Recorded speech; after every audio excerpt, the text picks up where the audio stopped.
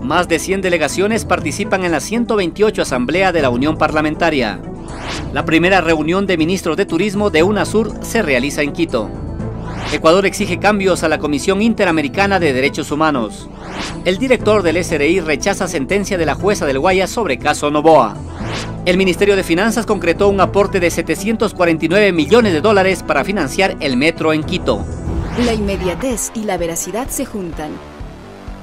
Si usted quiere estar al tanto del quehacer noticioso,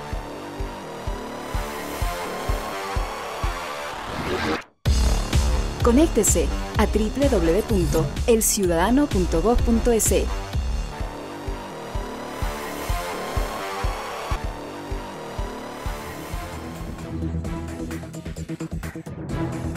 Saludos cordiales a las amigas y amigos del Ecuador y del mundo. Bienvenidos como siempre a conocer cómo avanza la patria a través de su noticiero El Ciudadano al Día.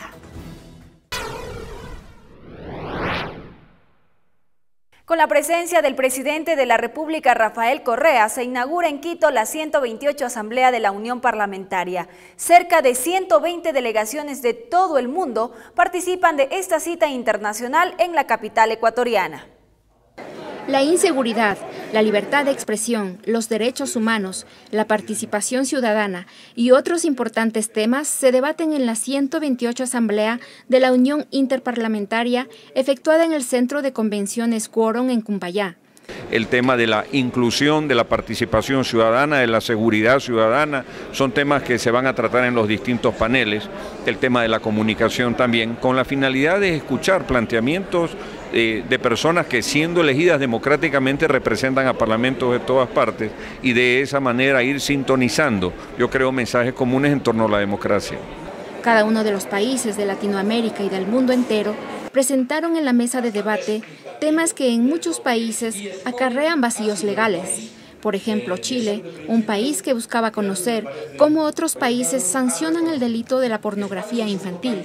El intercambio de información entre países ayuda a establecer políticas que penalicen delitos como estos. Entregamos un cuestionario a todas las delegaciones parlamentarias para preguntar si ellos tienen o no sancionado en sus países. Por ejemplo, la explotación sexual comercial infantil, la pornografía infantil. Transferir esas experiencias y ahí construir una propuesta que sea válida para uno de esos países. Entonces, la inclusión social como una de las principales políticas sociales del Ecuador es muy bien vista por otros países que los reconocen como importantes modelos a seguir por los buenos resultados obtenidos. Brasil resaltó la importancia de este tipo de convenciones por la transferencia de información entre países que permiten construir propuestas válidas en sus países. Miriam Ayala, El Ciudadano al Día. La primera reunión de ministros de turismo de UNASUR se realiza en Quito por mandato de las jefas y jefes de Estado y de Gobierno de la región. El objetivo de este encuentro es la adopción de un plan de trabajo común y la construcción de un mecanismo de coordinación permanente. El ministro de Turismo dio la bienvenida a los representantes sudamericanos y una breve explicación de la causa que los ha convocado en este primer encuentro. A los señores ministros y ministras de Turismo de América del Sur, que se cree una instancia de turismo suramericano. Esa es la razón por la cual nos estamos autoconvocando. El encuentro sudamericano de ministros de turismo reunió las propuestas de varios países, poniendo a consideración en la mesa temas como la creación de una visa suramericana propuesta por el representante de Perú, a fin de obtener un incremento turístico. De trabajar juntos hacia un visado común, es decir, que los países de Sudamérica que quieran ser parte de este proyecto puedan tener un visado único. Crear una marca sudamericana que complemente la visita de turistas lejanos a Sudamérica fue la propuesta de la delegada colombiana, asegurando que esto ayudará a incrementar flujos turísticos. Llegar a esos mercados distantes como los mercados de Asia, como los mercados africanos, donde existe un potencial de crecimiento particularmente en Asia, pero tenemos que buscar cómo promovernos conjuntamente para que cuando un asiático realice su viaje a Sudamérica no solamente visite un país, sino que pueda visitar 2, 3, hasta 4 países. De esta manera, se colocó en la mesa de discusión temas que ayuden a la creación de la Red Sudamericana de Turismo para fortalecer los lazos de integración de los países de la UNASUR. Gabriela Novoa, El Ciudadano al Día. La Organización de Estados Americanos, OEA, celebra la Asamblea General Extraordinaria sobre el proceso de reforma de la Comisión Interamericana de Derechos Humanos. Ecuador ha propuesto una serie de reformas para fortalecer el sistema interamericano de derechos humanos con el objetivo de reforzar el cumplimiento y la promoción de los derechos humanos en el continente. El estatuto de la Comisión dice que la Comisión puede solicitar a la Corte Interamericana de Derechos Humanos que tome las medidas provisionales que considere pertinentes en asuntos graves y urgentes que aún no estén sometidos a su conocimiento cuando se haga necesario para evitar daños irreparables a las personas. Pues eso lo ha entendido la Comisión como que tiene derecho a dictar medidas cautelares. Puede solicitarle a la Corte, no puede dictarlas. Esa facultad que se ha atribuido la Convención no se encuentra, por tanto, sustentada. En otro ámbito de la información, el director del Servicio de Rentas Internas SRI, Carlos Marx Carrasco, rechazó la sentencia de la jueza cuarta de la familia Niñez y Adolescencia del Guayas, Ivonne Hernández, que dejó sin efecto la orden de arraigo contra el empresario Álvaro Novoa por la millonaria deuda tributaria que mantiene con el Estado. El SRI dictó una nueva providencia que ratifica las medidas cautelares, entre ellas la prohibición de salida de Álvaro Novoa.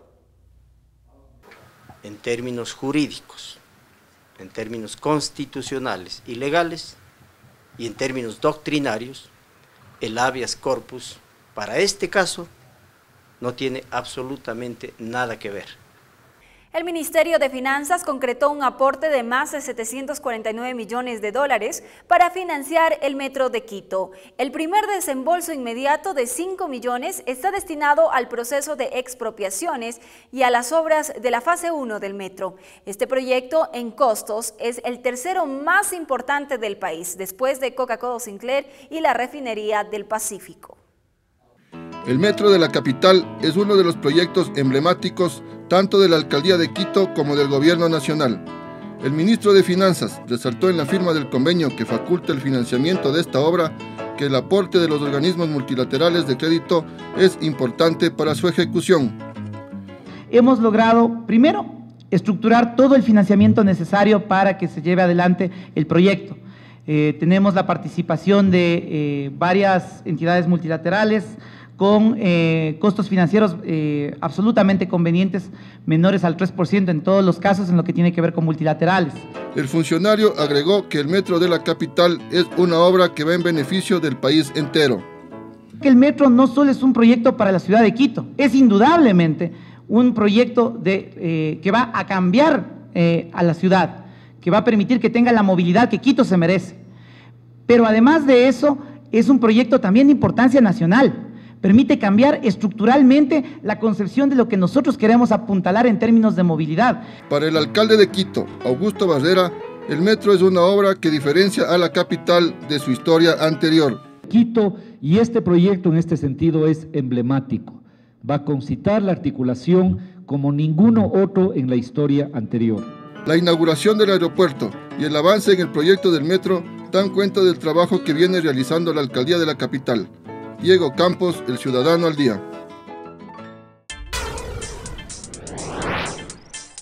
Más buenas noticias. Ecuador invierte más de 51 millones de dólares en las unidades de la Policía Comunitaria y unidades de vigilancia comunitaria.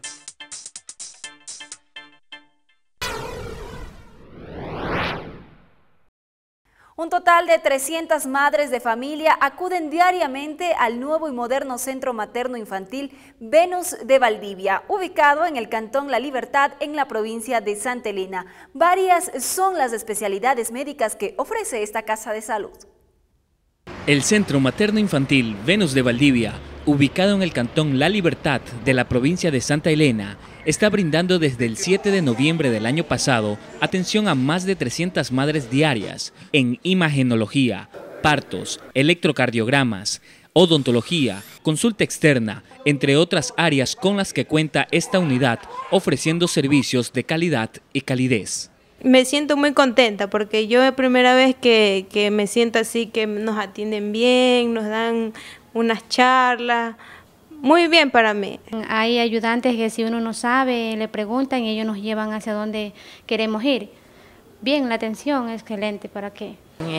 Me siento contenta por lo que me han hecho ahorita, sin costo. Es buena, me gustó y quisiera que hasta mis hijos traerlo aquí. La inversión de este centro asciende a más de $2.800.000 y corresponde a la compra de la edificación que anteriormente pertenecía a la Clínica Alcíbar y luego al equipamiento completo con tecnología de punta para brindar una atención de primera a madres y niños de hasta 5 años de edad.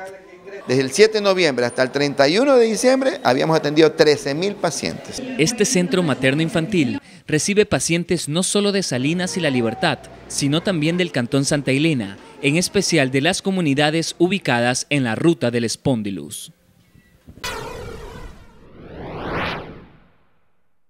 El ministro fiscal del Guayas, Paul Ponce Quirós, reveló que el monto del déficit de liquidez del Banco Territorial y que motivó la intervención de la Superintendencia de Bancos del Ecuador llega a $18 millones. La Fiscalía también investiga la salida de $60 millones a un banco de Panamá.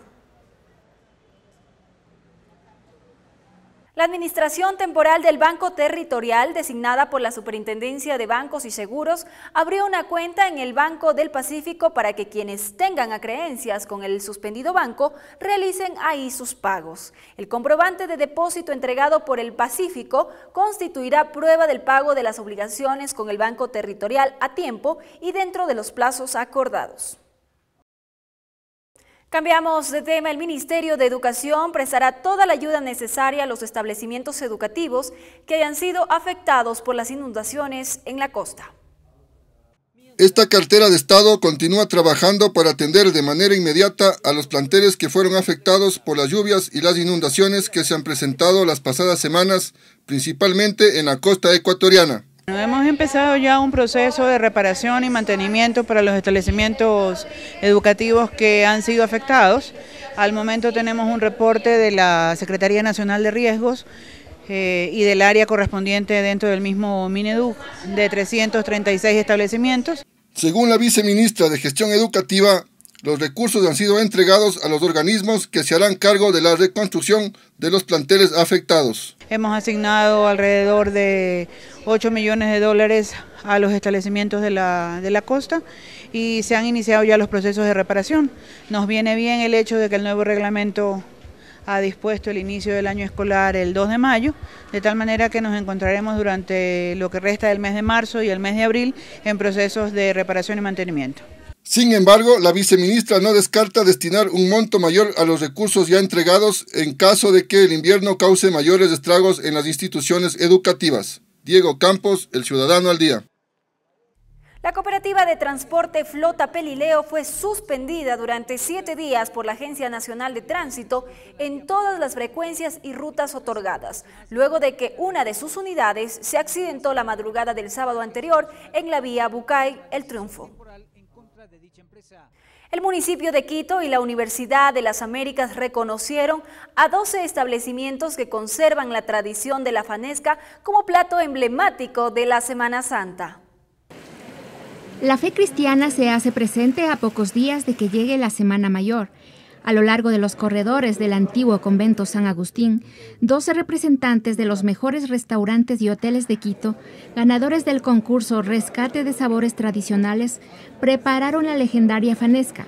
Decenas de quiteños degustaron de este tradicional plato.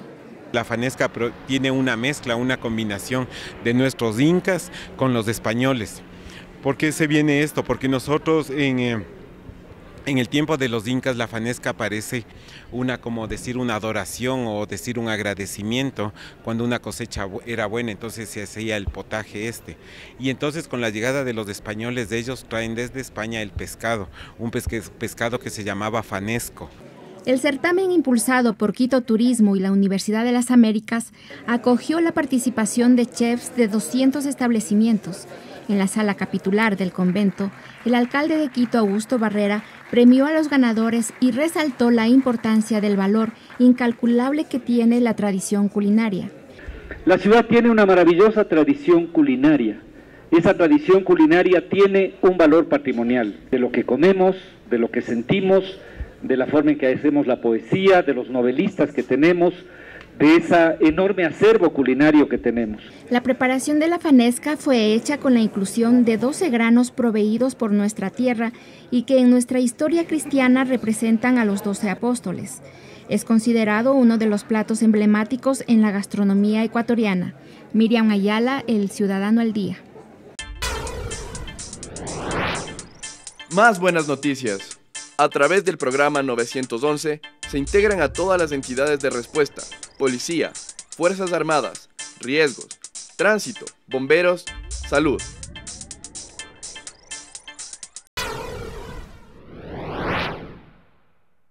En el plano internacional, grupos de venezolanos defienden y cuestionan la legitimidad del Consejo Electoral. El gobierno argentino anunció ejecución de las obras públicas por 155 millones de pesos. Enseguida, el detalle de estas y otras noticias en el siguiente resumen internacional. Decenas de venezolanos se manifestaron en las afueras del Consejo Nacional Electoral de Venezuela por el tema de los próximos comicios. Los manifestantes salieron a las calles de Caracas para cuestionar la legitimidad del Consejo Nacional Electoral y otros para defender el régimen actual. En los enfrentamientos, varios resultaron heridos.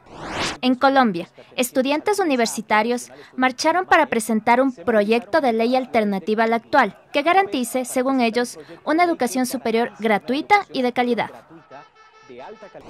El país europeo, Chipre, presentará hasta el próximo lunes un plan alternativo para el rescate del colapso del sistema bancario y la exclusión del Eurogrupo, consecuentes a su grave crisis económica.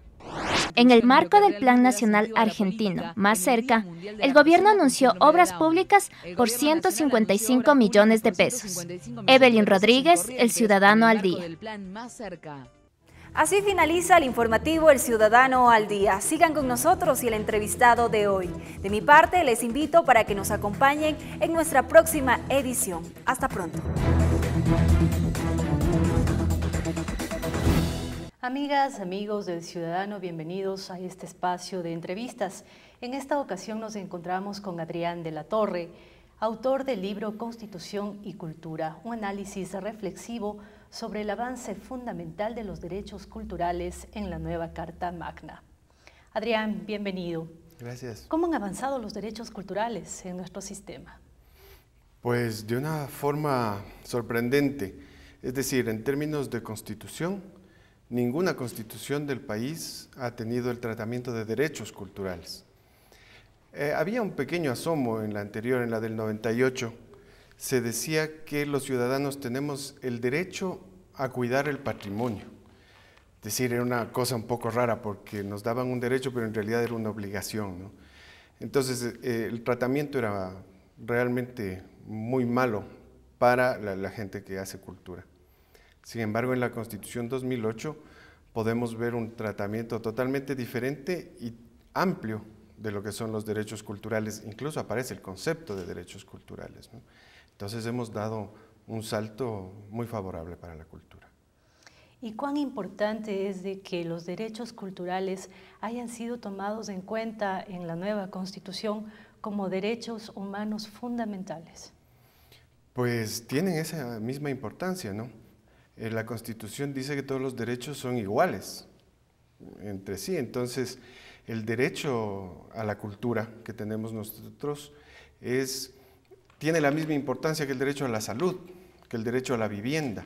Es decir, eso ya nos pone en un nuevo momento, en un nuevo papel, tanto al Estado como a los actores culturales, ¿no es cierto?, para trabajar los temas culturales desde otra óptica, con algunas consecuencias que todavía no prevemos incluso.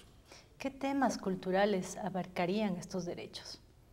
Bueno, desde el artículo 21 al 25 se establecen nuestros derechos. Es un poco difuso el poder precisar el número de derechos porque algunos se interrelacionan, pero más o menos son 12 derechos fundamentales que tenemos dentro de los planos culturales, como el derecho a la identidad, el derecho al acceso a los bienes culturales, el derecho a la profesión cultural, por ejemplo, que es un tema que no se ha desarrollado todavía en el país, Y tenemos también un articulado en el régimen del buen vivir que nos lleva a cómo se debe actuar desde el Estado para cumplir con esos derechos. Y eso es muy importante, ¿no? Porque los aspectos de gestión cultural en el país tampoco se han desarrollado muy bien, no se tiene muy claro que los temas culturales necesitan un tratamiento administrativo adecuado, ¿no es cierto?, que permita que se vayan cumpliendo lo que está puesto en la teoría. Usted como experto, ¿cómo nos podría descifrar que el buen vivir esté conectado directamente con los derechos culturales? Es una pregunta magnífica. Yo creo que el tesoro más grande que tiene un pueblo es su cultura. Nosotros podemos ver que, por ejemplo, las civilizaciones pasadas, lo que nos ha quedado es su cultura, ¿no?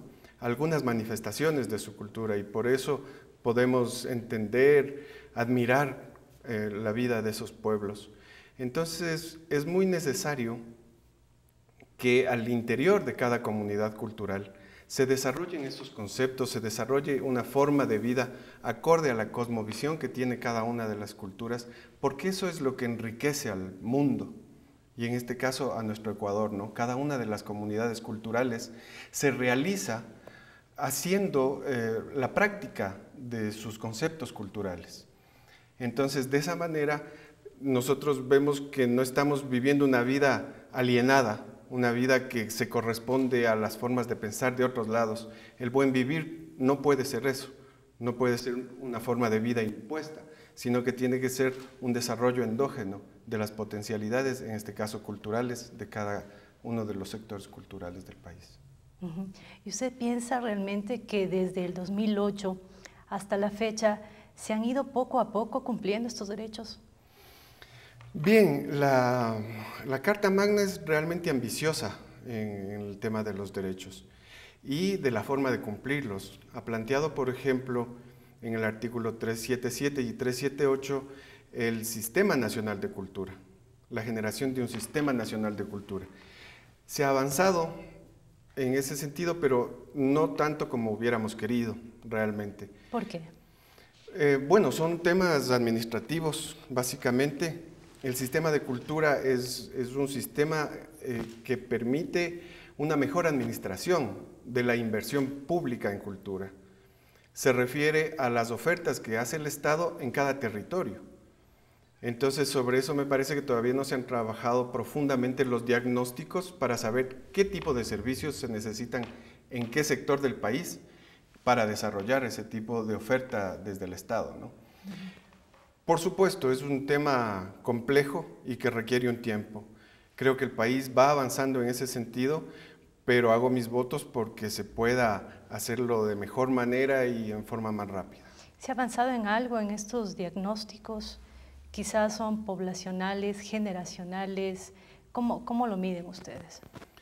Bueno, sí, hay que cruzar todas esas variables, ¿no es cierto? Pero es necesario que nos centremos en algunos servicios básicos culturales que el Estado tiene que comenzar a proveer en todas partes. Entonces nosotros hablamos, por ejemplo, de introducir la cultura en la escuela. Y no es porque lo digamos nosotros nada más, sino que eso lo dice la Constitución, el artículo 380, numeral 4, por ejemplo, y la propia Ley de Educación Intercultural. Entonces es necesario que vayamos poniendo a los compañeros que están en las prácticas de las artes, por ejemplo, o de la gestión cultural, que los vayamos ligando a la vida de la escuela. Porque usted fíjese que muchas veces hemos oído por ahí que nuestra cultura se pierde, que se pierden nuestras costumbres, que se pierde nuestra música. Y así va a ser mientras no intervengamos con los niños, mientras en la escuela los niños no conozcan cómo son nuestras manifestaciones culturales, por supuesto no las practicarán. O sigan celebrando Halloween, por ejemplo. Por ejemplo, ¿por qué se hace eso y por qué no se hace otro tipo de cosas? ¿Qué estamos ofreciendo a los niños y a los jóvenes como opciones culturales, ¿no es cierto?, para el uso del tiempo libre, por ejemplo, o incluso como formas de profesionalización que puedan tener. Y aquí hay que destacar también que usted en este libro hace un recuento histórico también de todas estas expresiones culturales que se han marcado durante las constituciones que hemos tenido. Bueno, es así. Es muy sorprendente ver cómo se ha ido evolucionando en el tema del concepto de lo que el Estado debe hacer sobre cultura. Y ahí se puede ver cómo en las constituciones, las primeras constituciones que tuvo el Ecuador, el tratamiento es absolutamente vertical, ¿no? Y una noción de cultura totalmente homogénea. La cultura era lo blanco. Se hablaba de enseñar el español a los indígenas para que luego puedan contar cómo era su cultura en español. Es decir, unas formas de dominación que estaban clarísimas y que se expresan, por supuesto, en la relación cultural. Este libro destaca un análisis muy importante del escritor destacado Raúl Pérez Torres, que manifiesta que podría ser un aporte también para la ley orgánica de cultura. ¿Usted comulga con este comentario? Pues es acertado. El ámbito de la ley orgánica, según la Constitución, son los derechos. Entonces, en el caso de cultura, tenemos que entender bien qué dice la Constitución sobre los derechos para que la ley pueda entonces, haciendo un análisis, hacer una propuesta, ¿no es cierto?, de lo que el Estado va a actuar para garantizar esos derechos. Y eso es un tema importante porque de lo que conocemos el actual proyecto de ley de cultura tal vez divaga mucho sobre una cantidad de aspectos y no se centra en este que es mandatorio por la Constitución. Son los derechos culturales los que tienen que ser garantizados por la nueva Ley Orgánica de Cultura. Interesante, sin duda. Amigas, amigos del Ciudadano, hemos compartido esta entrevista con Adrián de la Torre, quien es autor del libro Constitución y Cultura, que sin duda lo recomendamos y también esperamos tenga el éxito anhelado.